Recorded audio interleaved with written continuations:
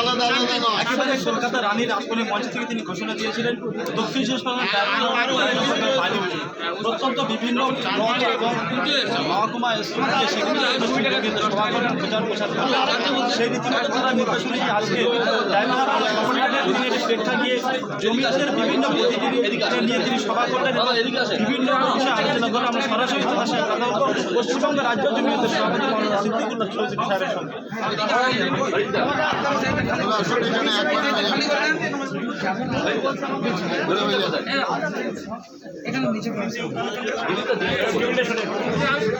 আজকে তোমরা এসে একবার হয়ে যাও, বারবার সময় দিতে পারবো না। দিল্লিতে কোথায় আমরা আজকে ডায়মন্ড হারবার হোটেলের নাম কি মধুলি ভবন, এখানে উপস্থিত হয়েছি।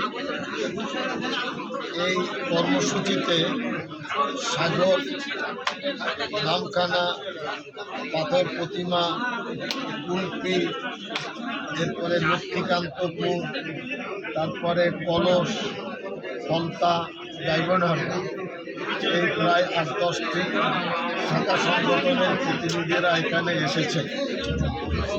আমরা গত ২৮ তারিখে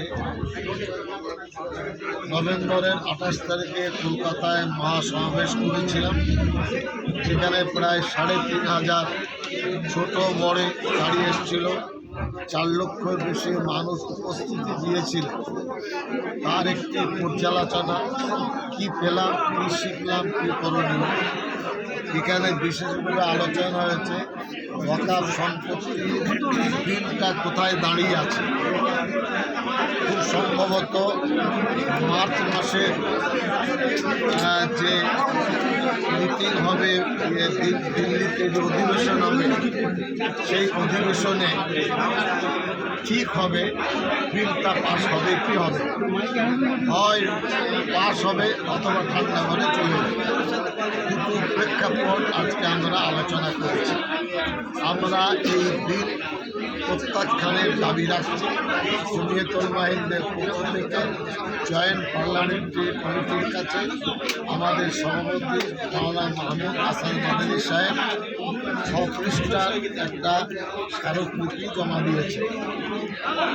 আজকে আলোচনা হয়েছে সংগঠনকে মজবুত করতে, আলোচনা হয়েছে সাম্প্রদায়িক বিজেপির শক্তি এই সমস্ত এলাকায় দাপাদাপি করছে।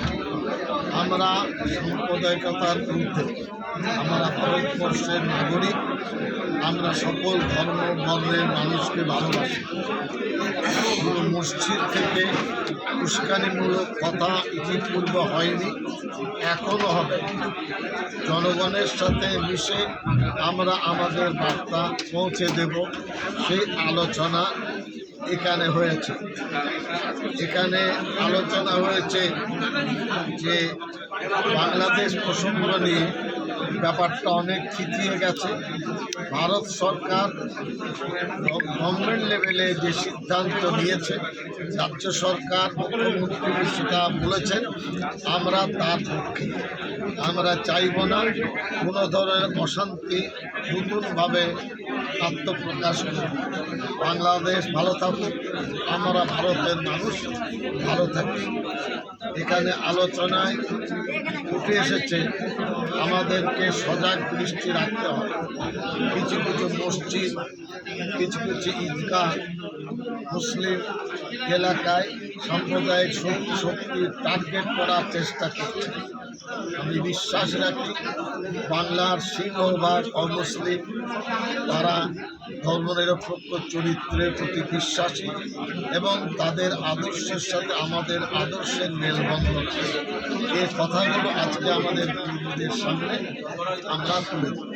বাংলাদেশে যে ঘটনা ঘটছে তার প্রভাব কি কলকাতার মধ্যে পড়তে পারে, বা যে কলকাতা দখল করবে, এইসব নানান রকম যে এগুলো মানে ছেলে মানুষের একটা প্রতিষ্ঠিত দেশ, ১৪২ কোটি মানুষ, বাংলাদেশের ১৮ কোটি মানুষ।